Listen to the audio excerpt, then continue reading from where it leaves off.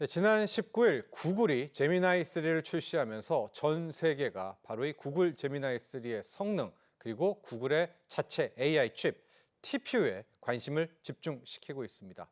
자, 이 TPU의 등장이 앞으로 AI 칩 생태계에 어떤 변화를 가져다 줄까요? 김중헌 고려대 전기전자공학과 교수와 함께하도록 하겠습니다. 안녕하십니까? 안녕하십니까? 네.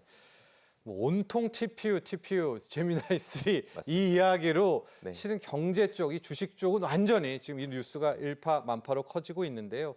우리가 이제 생성형 AI라고도 말하고 또 LLM 모델, 거대 언어 모델 이렇게 또 얘기하는데 이 챗 GPT-3를 생각하시면 될 것 같습니다. 자, 근데 구글이 이 자체적인 제미나이 3라는 생성형 AI를 출시했고 더 중요한 건 이 훈련을 자체 칩인 TPU로 시켰다. 이게 이번 뉴스의 핵심입니다. 교수님, 먼저 제미나이 3를 짚고 가고 그다음 TPU로 가보도록 하겠습니다. 왜냐? 제미나이 3가 그렇게 좋습니까? 챗 GPT를 능가합니까? 네, 맞습니다. 그 성능이라고 말을 해야 될까요? 그 사람들이 느끼기에 어떤 질문을 던졌을 때 반응이나 혹은 거기에 대한 어떤 뭐랄까? 우리가 원하는 대답을 얼마나 빠르게 그리고 우리가 원하는 형태로 주는 것인가를 네. 볼 때에는 거의 GPT에 거의 뒤지지 않는 필적하는 성능을 가졌다고 말씀드릴 수 있겠습니다. 네. 무슨 테스트 같은 거 좀 하죠. 그래서 비교도 하죠. 예. 맞습니다. 그 내용도 몇 가지 볼까요? 예. 네. 보시면은 어떻습니까? 뭐 텍스트 이미지라든가 네. 뭐 기반 활용도가 여러 가지가 있는 것 같은데요. 저것도 한번 설명 좀 부탁드립니다. 네. 보시면 알겠지만 이제 정답률도 이제 구글 제미나이가 37.52%로 굉장히 높은 걸 보실 수 있습니다. 오픈 AI에서 말하고 있는 그 GPT-5 같은 경우에도 한 30%를 넘어서는 성능을 보여주고 있는데요. 이제 그걸 월등히 또 넘어서는 성능을 보여주고 있습니다. 근데 저건 이제 정답률을 의미하는 것이고요. 사람이 느끼기에 정답과 근사하지만 내가 어느 정도 필요한 정보를 얻었다라고 느끼는 그런 편리함 혹은 편안함 정도도 이제 제미나이가 이제 GPT에 전혀 뒤지지 않는다고 말씀드릴 수 있겠습니다. 네. 자, 이렇게 되니까 뭐 일론 머스크를 비롯해서 뭐 여러 명들의 평가들이 좀 나오고는 있는데요. 저 정도입니까? 지금 마크 베니오프의 세일즈포스의 CEO의 코멘트 한번 보실까요? 어떻게 보셨습니까? 우리 교수님? 저는 저렇게 말씀하시는 게 전혀 뭐랄까 이상하지 않습니다. 위화감이 그래요? 들지도 않고요. 예.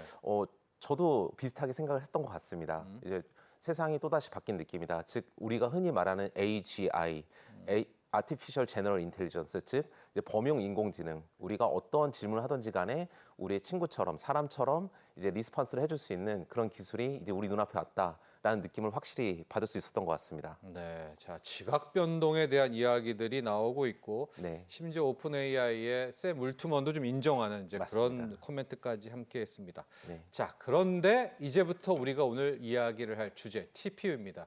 생성형 AI는 막 훈련을 시키잖아요. 맞습니다. 근데 그 학습을 시킨 칩이 엔비디아의 GPU, 엔비디아의 가속기가 아니라 자체 TPU, 텐서 처리 장치라는 칩이었다. TPU가 뭔지 이게 GPU와는 어떤 차이점이 있는지도 한번 설명 부탁드립니다. 네. 네. 사실 우리는 가장 먼저 처리 장치 그러면 이제 CPU를 가장 먼저 생각하실 것 같아요. 이미 예측 속으로 갔어요. 맞습니다. CPU는. 네. 근데 CPU는 뭘 생각하시면 되냐면 어떤 집이 있으면 집사님을 생각하시면 됩니다. 이 컴퓨터를 다 관리해주고 네. 이제 우리가 필요한 기본적인 것들을 다 해주는 것이 CPU라고 본다면 특정한 목적으로 만들기 시작한 게 이제 GPU, 네. TPU.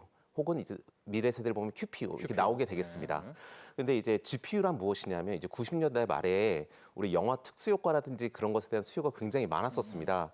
그런데 컴퓨터는 그 당시 사양으로서는 이제 그런 걸 하기가 조금 약간 부족한 상황이었죠. 네. 그래서 그래픽스 학자들이 이런 특수 효과만을 위한 특별한 디바이스를 만들자라고 했던 게 GPU라는 하드웨어를 따로 만들었던 겁니다. 예. 즉 그래픽스 프로세싱 유닛, 그래픽을 처리하기 위한 건데요. 이 기본적인 구조 자체 행렬을 연산을 빠르게 하는 게 이제 그래픽스의 목적인데 사실 2016년도에 이제 딥러닝이 나오면서부터 딥러닝의 연산이 행렬 연산이 기본이 되거든요. 네. 그러니까 GPU가 쓰면 정말 딱 좋다. 이거 쓰면 딱 우리가 원하는 수학적인 연산을 빠르게 할 수 있구나라고 예. 해서 굉장히 뜨게 되었습니다. 그런데 딥러닝이 발전하면서 이제 텐서란 형태의 연산도 나오게 됐는데요. 네. 그 행렬 연산으로도 할 수는 있었지만 그럼 그 텐서만을 위한 그것만을 위한 최적화된 프로세서가 없을까라고 나온 게 이제 텐서 프로세싱 유닛 TPU가 되겠습니다. 네. 즉 이제 여기서부터 이제 차이점이 나오게 되겠는데요. GPU는 원래 목적이 그래픽스였기 때문에 조금 더 범용적입니다.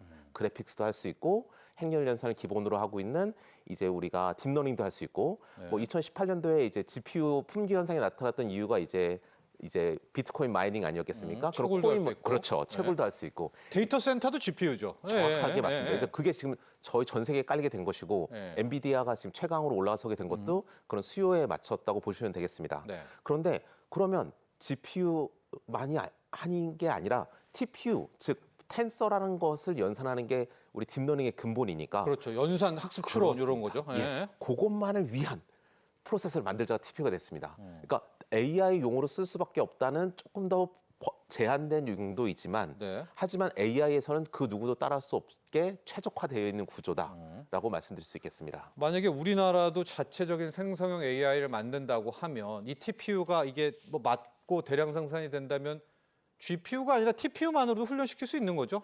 이게 맞다면. 그렇습니다. 일단은 그런 세상입니까? 네. 뒤쪽에 가면 이제 TPU만으로도 할 수 있는 세상이 언젠가 올 거라고 믿습니다. 근데 지금은 일단 기본적으로 GPU로 학습해 놓은 데이터가 굉장히 많기 때문에 그렇죠. 네, 기술 표준이 맞습니다. 그걸 기본으로 쓰고 그 위에서 TPU를 조금 더 활용하는 방안으로 많이 나아가고 있습니다. 자, 그래서 최근에 뉴욕 증시에서 엔비디아 주가만 계속 빠지고 있고 심지어 구글은 자신들의 TPU를 대량 생산해서 판매하겠다. 뭐 메타라는 기업도 언급이 되고 있고 우리 교수님의 생각 궁금합니다. 이 GPU, 이 엔비디아의 아성이 무너질까요? 이 TPU 때문에? 무너진다라고 표현하기보다는 네. 이제 그 독점 시장은 이제 더 이상 빚을 얻지 못할 가능성이 크다라고 말씀드리겠습니다. 독점력은 떨어진다. 맞습니다. 네. 그러니까 GPU는 엔비디아만이 가지고 있었던 플랫폼이고 엔비디아가 쿠다라는 언어를 통해서 소프트웨어 개발자들도 GPU를 다루는데 굉장히 용이했습니다. 그렇죠. 즉 엔비디아가 아닌 GPU를 쓴다라는 것은 아예 프로그래밍부터 바꿔야 되기 때문에 쉽지 않은 얘기였습니다. 보너스도 많이 없죠. 맞습니다. 근데 이제 TPU로 넘어가면 구글에서 이제 들어왔기 때문에 이제 그들 간에 여러 컨소시엄이 형성이 될 것이고 다양한 회사들이 TPU를 개발하는 데 들어올 것입니다. 즉 GPU가 엔비디아가 독주하던 시스템이었다면 TPU는 엔비디아까지 포함해서 많은 회사들이 같이 공생하는 생태계를 구축하고 그런 컨소시엄끼리 경쟁하는 구도가 될 것이기 때문에 네. 또 다른 경제학적인 논의가 이루어지지 않을까 생각합니다. 네. 그러나 이제 또 방금 교수님도 얘기했지만 엔비디아를 사랑하는 또 친 엔비디아의 전문가 분들은 생각이 좀 다른 것 같습니다. 이 GPU의 아성을 못 깰 것이다 이런 건데 첫 번째 논거가 이런 것 같아요. 지금 제미나이 3인데 제미나이 1, 2 이거는 너네 GPU 엔비디아 걸로 훈련시키지 않았느냐. 맞습니다. 3만 TPU니까 이거 좀 애매하다. 어때요? 애매한 겁니까? 사실 이제 어떻게 훈련을 시켰는지를 구글에서는 전부 다 얘기를 하진 않죠. 우리 TPU로 우리가 완벽하게 훈련을 했다라고 하지만 그 기본적으로 깔아놨던 선행되었던 파운데이션 모델이 있을 겁니다. 그렇죠. 기본되는 학습이 있고 그 위에서 추가적인 데이터로 계속 업그레이드를 해 나가고 있을 텐데요. 아주 근본적으로 처음 시작했던 파라미터들은 이제 GPU로 학습된 데이터들이기 때문에 네. 뭐 GPU 아주 무관하게 성공을 이뤘다라고 말하기 힘들어서 예. 아마 그런 논거가 나온 거라고 생각합니다. 네. 어떻게 보세요? 공존할까요? 아니면 엄마가 좋아, 아빠가 좋아할까요? 어떤 식으로 보세요? 저는 각자의 길이 있다고 생각합니다. 각자의 길이요? 예, 왜냐하면 TPU도 어느 정도 비용이 발생하는 건 마찬가지고 네. TPU라는 시스템에 사람들이 익숙해지기까지 시간도 걸릴 겁니다. 그렇기 때문에 우리가 어떤 목적에서 우리가 엄청나게 커다란 모델을 만들어야 되고 그것을 위해서 많은 자원과 시간과 노력과 이제 비용을 투자할 수 있다면 TPU로 가는 사람들이 많겠지만 네. 우리가 어느 정도 규모도 좀 작지만 우리에게 맞는 특화된 그런 스몰 마켓을 위한 그런 특화된 모델을 만든다라고 한다면 아직도 GPU를 선호하는 사람들이 많을 수 있다고 생각합니다. 네. 근데 우리가 지금 TPU를 이야기하고 있지만요. 뭐 GPU급 이렇게 범용급은 아니지만 애플도 자체 칩을 만든다고 맞습니다. 하고요. 이 테슬라도 이제 AI 뭐 5, AI6처럼 자신들만의 또 고유의 칩을 만든다고 하고 이렇게 좀 시장이 점점점 세분화되면 뭐 아성이 무너지지는 않지만 옛날처럼 다 GPU 이럴 것 같지는 않는데 어떻게 될까요? 예, 정확하신 말씀입니다. 이전에 말씀드렸듯이 지금까지는 엔비디아가 독주하던 네. 그 GPU의 세대였지만 이제는 각각의 이제 컨소시엄이 각각의 특성에 맞게 리드해 나가고 서로 시장에서 협력도 하고 경쟁도 하는 그런 형태로 새로 바뀌게 될 것입니다. 네. 네. 그러면 어떻게 되나요? 엔비디아는 지금 엔비디아 쪽 얘기 들어보면은 무슨 소리냐? 우리는 더 업그레이드 돼가지고 더 놀라운 성능으로 날려갈 것이다. 또 이렇게 젠슨 왕 CEO는 자신하고 있는데요. 그렇죠. 더 앞선 애가 더 가면은 또 네. 솔깃할 것 같기도 한데요. 맞습니다. 예. 사실 젠스랑도 이제 올 초에 이제 CE쇼 같은 데서도 많은 이제 키노트에서 이제 언급을 했던 부분이 예를 들어서 이제 양자 같은 부분은 좀 더 기다려야 된다고 말을 했지만 실제로 이제 엔비디아에서 5월에 했었던 테크 컨퍼런스에서는 이제 양자에 대해서도 많은 얘기를 또 했었거든요. 네. 그걸 보면 지금은 이제 엔비디아에서 GPU가 독주할 것이다 말을 하고 있지만 아마도 TPU에 대한 준비도 할 수 있을 것이고 예. 그 이유를 바라보는 이제 양자 컴퓨터 기반의 퀀텀 프로세싱 유닛 같은 경우도 준비하고 있을 겁니다. 그래서 지금 당장 이 시장에서 GPU가 가지는 독점력 그리고 경제력 그다음 파급력을 지키기 위해서는 이제 엔비디아가 할 수 있는 일을 최선을 다하겠지만 뭐 엔비디아가 가지고 있는 기술력으로 충분히 다 극복할 수 있는 부분들이라 이제 미래도 준비하고 있지 않을까 생각합니다. 로봇 시대로 가면 어떨까요? 로봇도 엔비디아가 주력하고 있고 로보틱스도 맞습니다. 그렇고요. 로봇 예. 플랫폼도 있지 않습니까? 네. 그건 또 더 많은 뭐 성능이 필요할 것 같아서 로봇으로 가면 또 엔비디아의 GPU다 이런 이야기도 있는데 어떻게 보실까요? 이제 로봇 산업 요즘에 말이 많거든요, 아주. 맞습니다. 예, 관심도 크고. 맞습니다. 로봇은 이제 우리가 흔히 말하는 피지컬 AI라는 개념으로 이제 우리가 로봇을 많이 접근을 합니다. 이제 현대 생성 AI 시대에서는 끝판왕이죠, 뭐. 예, 정확하십니다. 예, 예. 거기가 이제 거의 끝으로 갔다고 보시면 되는데요. 그 모든 빠르게 이제 주어진 데이터를 학습을 하고 그걸 기반으로 해서 이제 우리 현실 세계에 동작하는 피지컬 AI를 구현하려면 지금 당장 빠르게 수급이 될 수 있고 개발이 빠르게 될 수 있는 GPU가 유리한 면은 분명히 있다라고 예. 말씀드릴 수 있겠습니다. 자, 이제 이런 상황인데 구글 같은 경우에는 그 원래 딥마인드라고 해서요. 이 생성형 AI 시작이 또 구글이었습니다. 그걸 오픈 AI한테 내줬다가 지금 다시 복귀를 한 것 같은데 지금 놓고 보면 구글의 목표와 도전도 또 만만치가 않거든요. 게다가 구글은 뭐 검색 엔진에다가 유튜브도 갖고 있고요. 예. 또 이걸 또 어필하고 있어서 구글에 또 오히려 투자금을 넣어야 된다는 쪽도 있고 네. 구글이냐 엔비디아냐 구글의 오히려 강점 한번 이야기해 주시죠 이번엔. 네. 구글의 강점은 굉장히 오픈되어 있는 플랫폼을 구축하고 있다는 게 강점이라고 생각합니다. 네. 엔비디아는 엔비디아의 GPU, 엔비디아의 프로그래밍 환경인 쿠다 이렇게 자신만의 독자 체계를 구축했다면 이제 구글은 굉장히 오픈되어 있는 생태계에서 TPU를 개발해서 그걸 외부와 협력할 의사도 적극적으로 피력하고 있고 네. 그런 컨소시엄을 만들어서 생산이나 그런 여러 가지 관점에서의 기술 극복을 해내려고 노력을 하고 있습니다. 네. 그래서 그게 구글이 시장에 맞게 빠르게 변화할 수 있는 그런 DNA가 있다라는 것이 구글이 네. 가진 최고의 장점이 아닐까 생각합니다. 자, 구글 시대가 좀 열리게 된다. 워렌 버핏도 뭐 자기의 회한을 얘기했을 때 구글에 미리 좀 투자 안 했던 것이 가장 큰 후회로 남는다.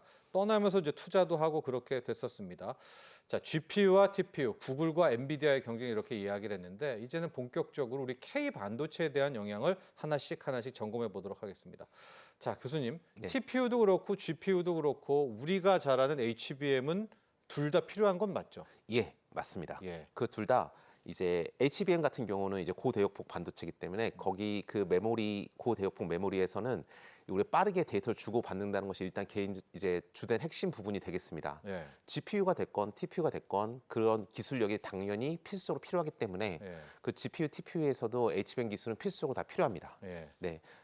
예. 네, 그래서 사실 우리가 이제 GPU가 이제 시장을 계속 선도할 것이냐, 혹은 TPU로 시장이 많이 다각화될 것이냐, 그 두 가지 모든 관점에서 이제 HBM 기술은 당연히 다 필요합니다. 네. 그래서 이 시장이 커가는 것 자체가 우리나라 반도체 기술에서는 굉장히 큰 이제 호재라고 보시면 되겠습니다. 예. 그러니까 뭐 꽃놀이 패다 이런 얘기가 틀린 이야기는 아니네요. 예, 정확하십니다. 근데 HBM 기술은 네.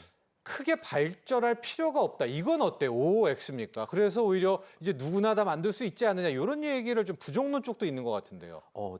그건 아니라고 생각합니다. 아니에요. 예. 예, 저희 보시면 알겠지만 LLM 즉 라지 랭귀지 모델이라 부르는 이 GPT나 이제 제미나이 같은 기술이 나오기 그 전에는 한 2, 3년 전에 보면 네. 과연 이렇게 많은 데이터를 처리할 일이 있을까라는 생각을 하던 시대였거든요. 예. 근데 이렇게 라지 랭귀지 모델이 나온 이 시대에 당연히 필요한 기술이다라고 이제 언급이 되기 시작합니다.